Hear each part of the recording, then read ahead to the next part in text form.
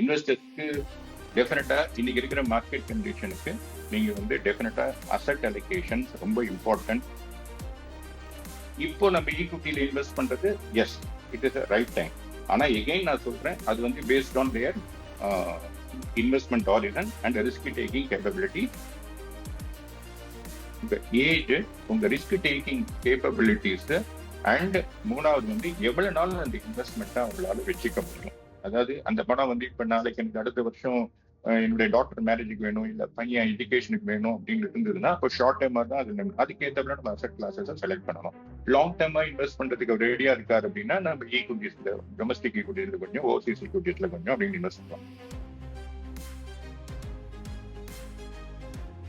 இந்து தமிழ் திசையர்களுக்கு வணக்கம். இன்னைக்கு அசட் பத்தின வீடியோ தான் பார்க்க போறோம். சோ அசட்ல நம்ம இன்வெஸ்ட் பண்ணலாமா, எவ்வளவு ரிஸ்க் இருக்கு அப்படின்னு சொல்றதுக்கு லாம்ப்ரோஸ் அசட் டிஸ்ட்ரிபியூஷனோட பார்ட்னர் அண்ட் கோ-ஃபவுண்டர் என் ஸ்ரீனிவாசன் அவர்கள் இருக்காங்க.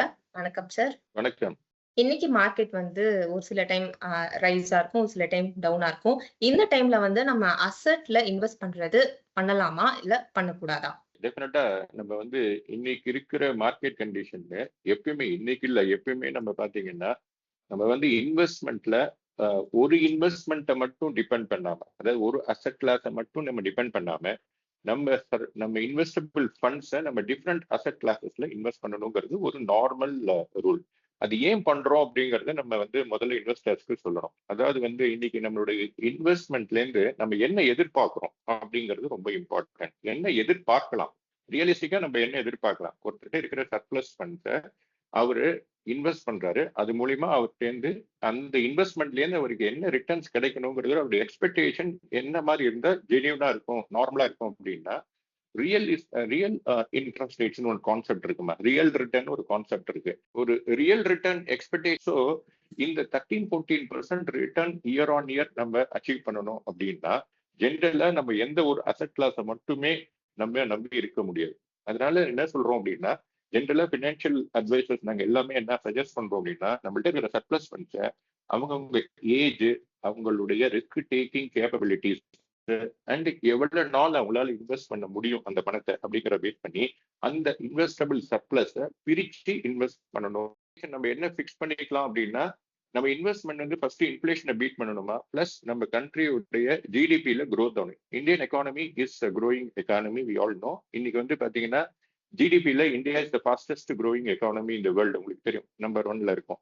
ஸோ அரௌண்ட் ஒரு 6.5 to 7% நம்ம ஜிடிபி க்ரோத்ல இருக்கும். ஸோ நம்ம இன்வெஸ்ட்மெண்ட்ல இருந்து நமக்கு என்ன ரிட்டர்ன் எதிர்பார்க்கணும் அப்படிங்கிற கான்செப்ட் என்ன சொல்றது அப்படின்னா, நம்மளுடைய இது இன்வெஸ்ட்மெண்ட்ல இருந்து வர ரிட்டர்ன் ஃபர்ஸ்ட் வந்து இன்ஃபிளேஷனை பீட் பண்ணணும், பிளஸ் நம்மளுடைய ஜிடிபியில இந்தியன் எக்கானமி க்ரோத்ல பார்ட்டிசிபேட் பண்ணணும். இன் தட் வே நமக்கு இன்ஃபிளேஷன் ஒரு 7% ஆவரேஜா வச்சுக்கிறோம், ஒரு 7% ஆவரேஜா ஜிடிபி வச்சுட்டீங்கன்னா ஒரு 13 to 14% நம்ம வந்து ரிட்டர்ன் எக்ஸ்பெக்ட் பண்ணணும். அப்பதான் நம்ம வந்து ரியலாவே வந்து இன்ஃபிளேஷனை பீட் பண்ணி நம்மளுடைய இந்த எக்கானமி க்ரோத்லயும் நம்ம பார்ட்டிசிபேட் பண்றோம்னு அர்த்தம். ஸோ இந்த 13-14% ரிட்டர்ன் இயர் ஆன் இயர் நம்ம அச்சீவ் பண்ணணும் அப்படின்னா ஜென்ரலா நம்ம எந்த ஒரு அசெட் கிளாஸை மட்டுமே நம்ம நம்பி இருக்க முடியாது.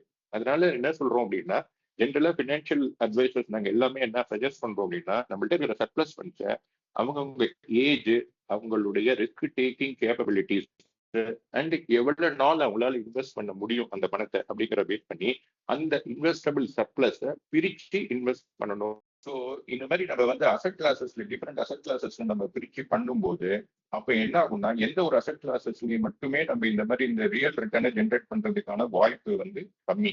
அதனால நாங்க என்ன சொல்றோம்னா, டிஃப்ரெண்ட் அசெட் கிளாஸஸ்ல இன்வெஸ்ட் பண்ணுங்கன்றோம். அப்படின்னா என்னென்ன டிஃப்ரெண்ட் அசெட் கிளாஸ்? ஈக்விட்டிஸ் ஒரு மேஜரா இருக்கணும் அப்படின்னு சொல்றோம். ஈக்விட்டிஸ், டெட் அண்ட் கமாடிட்டிஸ்ல வந்து பாத்தீங்கன்னா கோல்டு, சில்வர் இப்போ ஆப்லேட் கொஞ்சம் அது வந்து இப்போ எல்லாருமே வந்து ஒரு இன்வெஸ்ட் பண்ற ஒரு டூலா இருக்கு. அதனால அதுல கொஞ்சம் இன்வெஸ்ட் பண்ணலாம். அதே மாதிரி பாத்தீங்கன்னா ரீட்ஸ் அப்படின்னு சொல்றது, ரியல் எஸ்டேட் இன்வெஸ்ட்மெண்ட் ட்ரஸ்ட்னு ஒன்று இருக்கு, ரியல் எஸ்டேட் ப்ராஜெக்ட்ஸ்ல இன்வெஸ்ட் பண்றது. அதே மாதிரி பாத்தீங்கன்னா இன்வெஸ்ட்மெண்ட் ட்ரஸ்ட்னு ஒன்று இருக்கு, இன்வெஸ்ட்மெண்ட் ட்ரஸ்ட் மியூச்சுவல் ஃபண்ட்னு ஒன்று இருக்கு. அது எப்படி அப்படின்னா அதுல நீங்க கொஞ்சம் இன்வெஸ்ட் பண்ணலாம். அதாவது வந்து இன்வெஸ்ட்மெண்ட் இன்ஃப்ராஸ்ட்ரக்சர் ப்ராஜெக்ட்ஸ்ல அது வந்து இன்வெஸ்ட் பண்றது. ஓகே, ஸோ இந்த மாதிரி இருக்கு. இந்த இன்வெஸ்ட்மெண்ட் அவென்யூஸை நம்ம பார்த்து நம்ம இன்வெஸ்ட் பண்ணும்போது நம்மளால லாங் ரன்ல நம்ம சொன்ன மாதிரி இந்த ரியல் ரிட்டர்ன் ஜென்ரேட் அதாவது இன்ஃபிளேஷனையும் தாண்டி ஜிடிபிலையும் பார்ட்டிசிபேட் பண்ற மாதிரி ஒரு 13-14% ரிட்டர்ன் நம்ம ஜென்ரேட் பண்றோம். அப்பதான் நம்ம ரியலாவே நம்ம இன்வெஸ்ட்மெண்ட் வந்து குரோ ஆகுதுன்னு அர்த்தம். ஓகே, அப்படி பார்க்கும்போது இப்ப இன்னொரு கேள்வி வரும் இன்வெஸ்டர்ஸ்க்கு, எந்தெந்த அசெட் கிளாஸஸ்ல எவ்வளவு இன்வெஸ்ட் பண்ணணும் அப்படின்னா, இது வந்து என்ன டிபெண்ட் பண்றதுன்னா உங்க ஏஜ், உங்க உங்க ஏஜ், உங்க ரிஸ்க் டேக்கிங் கேப்பபிலிட்டிஸ், அண்ட் மூணாவது வந்து எவ்வளவு நாள் அந்த இன்வெஸ்ட்மெண்ட்டை அவங்களால வச்சுக்க முடியும். அதாவது அந்த பணம் வந்து இப்ப நாளைக்கு எனக்கு அடுத்த வருஷம் என்னுடைய டாக்டர் மேரேஜுக்கு வேணும், இல்ல பையன் எஜுகேஷனுக்கு வேணும் அப்படின்னு இருந்ததுன்னா அப்போ ஷார்ட் டேர்மா தான் அதுக்கேற்றப்பட நம்ம அசெட் கிளாஸஸை செலக்ட் பண்ணணும். லாங் டேர்மா இன்வெஸ்ட் பண்றதுக்கு ரெடியா இருக்காரு அப்படின்னா நம்ம ஈக்விட்டிஸ்ல, டொமஸ்டிக் ஈக்விட்டிஸ்ல கொஞ்சம், ஓவர்சீஸ் ஈக்விட்டிஸ்ல கொஞ்சம் அப்படின்னு இன்வெஸ்ட் பண்ணலாம். ஸோ இந்த மாதிரி அவருடைய ஏஜ், ரிஸ்க் டேக்கிங் கேப்பபிலிட்டிஸ், அதாவது ஒவ்வொரு அசெட் கிளாஸஸும் ஒரு ரிஸ்க் ஃபேக்டர் இருக்குமா. இப்ப நீங்க எடுத்துக்கிட்டீங்கன்னா இந்தியால வந்து நிறைய ரிட்டர்ன் எங்க கிடைச்சாலுமே, இந்தியால மட்டும் இல்ல வேற நீங்க நிறைய ரிட்டர்ன்ஸ் எங்க கிடைக்குதோ அங்க நிறைய ரிஸ்க்கும் இருக்கும். அதனால நாங்க என்ன சொல்றோம் அப்படின்னா, ஈக்விட்டியில நீங்க இன்வெஸ்ட் பண்றதுக்கு ஒரு தம் ரூல் சொல்லுவாங்க ஜென்ரலா, 100 minus your age. Okay, 100 minus your age அப்படின்ற போது இப்போ ஒரு 40 வயசு நபர் 100 மைனஸ் 40னா 60% அவர்கிட்ட இருக்கிற சர்ப்ளஸ் ஃபண்ட்ஸ்ல ஈக்விட்டியில இன்வெஸ்ட் பண்ணலாம். ஓகே, பேலன்ஸ் இருக்கிற 40% தான் நான் சொன்ன டிஃப்ரெண்ட் அசெட் கிளாஸஸ்ல கொஞ்சம், டெட் கொஞ்சம், கமாடிட்டிஸ்ல கொஞ்சம், ரீட்ஸ் ஆர்இட்ஸ் இப்படி கொஞ்சம் இன்வெஸ்ட் பண்ணலாம். இந்த மாதிரி அசெட் கிளாஸஸ் பிரிச்சு நம்ம இன்வெஸ்ட் பண்றதுங்கிறது தான் பெட்டர். ஓகே, அதே மாதிரி இந்த நான் சொன்ன ஏஜ் 100 மைனஸ் ஏஜ்ங்கிறது எல்லாருக்கும் அப்ளிகபிளான்னு சொல்ல முடியாது. ஏன்னா இப்ப சில பேருக்கு வந்து ரிஸ்க் டேக்கிங் கேப்பபிலிட்டி கம்மியா இருக்கும்.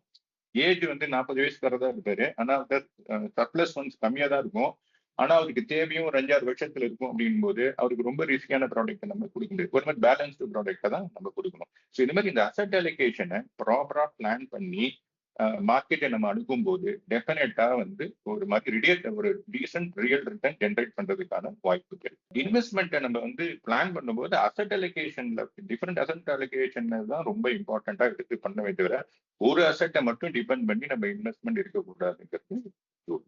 சார், இப்போ வந்து போர்ட்ஃபோலியோ நம்ம எப்படி அதை மெயின்டைன் பண்ணலாம், இல்ல அதை ரீபேலன்ஸ் பண்ணிட்டே இருக்கணுமா சார்? டெஃபினட்டா எந்த ஒரு போர்ட்ஃபோலியோவுமே வந்து இயர்லி ஒன்ஸ் வந்து it is better to rebalance it. அதாவது வந்து நம்ம என்ன சொல்றோம்னா, இது வந்து அந்த 1 இயர்ல அந்த நம்ம வந்து ஒரு கோலை பேஸ் பண்ணி அசெட் அலோகேட் பண்ணி நம்ம இன்வெஸ்ட் பண்ணிருக்கோம். இதை வந்து அது கரெக்டா whether it is on track, கரெக்டா போயிட்டு இருக்கா அப்படிங்கிறது நம்ம பார்க்கணும். இல்ல சில சிச்சுவேஷன்ஸ்ல வந்து நம்ம அசெட் அலோகேஷனை ரீபேலன்ஸ் பண்ண வேண்டியதா இருக்கும். இந்த அசெட்ல இருந்தது கொஞ்சம் தூக்கி இந்த அசெட்ல போடணும், இந்த அசெட்ல இருக்கிற இன்வெஸ்ட்மெண்ட்டை இன்னொன்று அசெட்ல அலோகேட் பண்ணலாம் அப்படிங்கிற மாதிரி பண்ணணும். ஸோ இந்த மாதிரி நம்ம என்ன ரிவ்யூ பண்ணணும். ஒவ்வொரு வருஷமும் மினிமம் நம்ம இயர்லி ஒன்ஸ் ஒரு நம்ம போர்ட்ஃபோலியோ ரிவ்யூ பண்ணணும். இது ஒண்ணு. இன்னொன்று, மார்க்கெட் நல்லா இருக்கும்போது ஒரு மாதிரி நம்ம ஓவரால் போர்ட்ஃபோலியோடைய இது வந்து இன்க்ரீஸ் ஆயிடுச்சுன்னு வச்சுக்கோங்க, வேல்யூ இன்க்ரீஸ் ஆயிடுச்சுன்னு வச்சுக்கோங்க. அப்போ நம்ம ஒரு ரீசனபிள் ப்ராஃபிட்டை புக் பண்ணி அந்த புக் பண்ண ப்ராஃபிட்டை ப்ரொபோஷனேட்டா நம்ம ஓவராலா நம்ம பிளான் பண்ணிருக்கோம் இல்லையா அசெட் அலோகேஷன்.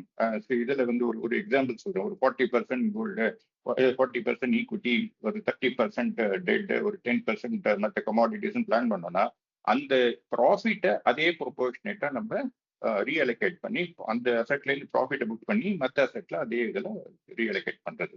ஸோ இந்த மாதிரி இதெல்லாம் பண்ணணும்னா நம்ம 1 இயர் ஒன்ஸ் அந்த போர்ட்ஃபோலியோவை ரிவ்யூ பண்ணி இந்த ரீபேலன்ஸ் பண்றதுங்கிறது ரொம்ப இம்பார்ட்டன்ட்.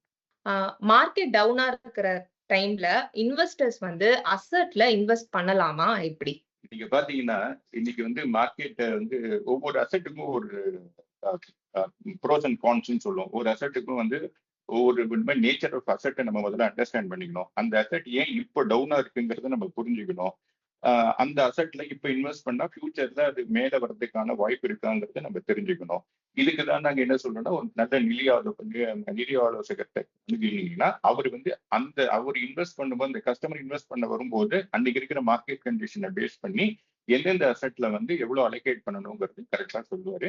மார்க்கெட் இறங்கும் போது ஏன் இறங்கிருக்குன்னு பார்க்கணும், எந்த அசெட்ல ஏன் இறங்கிருக்குங்கிறது பார்க்கணும். இன்னைக்கு பாத்தீங்கன்னா ஃபார் எக்ஸாம்பிள் ஈக்விட்டிஸ்ன்னு எடுத்தீங்கன்னா இந்தியன் ஈக்விட்டிஸ் வந்து ஓரளவு இப்போ இது வந்து வேல்யூவேஷன் ஜஸ்டிஃபைபிளா இருக்கு அப்படிங்கிற ஒரு ஸ்டேஜ் வந்திருக்கு. ஏன்னா லாஸ்ட் ஒரு 1.5-2 இயர்ஸாவே மார்க்கெட் வந்து பயங்கரமா கரெக்ட் ஆயிருக்கு. டிஃப்ரெண்ட் ரீசன்ஸ் நம்ம எல்லாருக்கும் தெரியும். ஒண்ணு முன்னாடி வந்து டேரிஃப் இருந்தது, இப்போ ரீசெண்டா வந்து யூஎஸ் ஈரான் வார்னால மார்க்கெட் இதாச்சு, இந்த க்ரூட் ஆயில் சப்ளை டிஸ்டர்பன்சஸ்னால. ஸோ அதனால இப்போ மார்க்கெட் வந்து இப்போ நேற்று ஒரு மிஸ்டர் ட்ரம்ப் வந்து அனௌன்ஸ் பண்ணதுனால கொஞ்சம் மார்க்கெட் வந்து ரிவைவ் ஆகிற ஒரு சைன் இருக்கு. சிம்டம் இருக்கு. இப்போ நம்ம ஈக்விட்டியில இன்வெஸ்ட் பண்றது yes, it is right time. ஆனா எகைன் நான் சொல்றேன், அது வந்து based on their investment horizon and risk taking capability. எதுல எவ்வளவு அலோகேட் பண்ணோம், எந்த ஈக்விட்டிலே வெரைட்டிஸ் இருக்கு, large cap, mid cap, small cap, தெரிஞ்சிருக்கும், செக்டோரியல் பிரின்சிபிளா இருக்கு.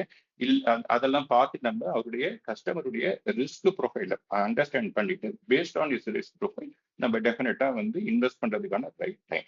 அதே மாதிரி இப்போ ஓவர் வேல்யூடா இருக்கு, இப்போ கோல்டு வந்து பயங்கரமா விலை ஏறிடுது, இப்போ இன்வெஸ்ட் பண்ணலாமா அப்படின்னா அவருடைய ஓவரால் போர்ட்போலியோல 10-15% இல்லைன்னா நம்ம அது கொஞ்சம் பேஸ்டு மேனர்ல நம்ம எஸ்ஐபி மாதிரி மூலமா கோல்டுல இன்வெஸ்ட் பண்ணலாம். லாங் ரன்ல எந்த இன்வெஸ்ட்மெண்ட்டுமே ஓரளவு டீசென்ட் ரிட்டர்ன் கொடுக்கும்.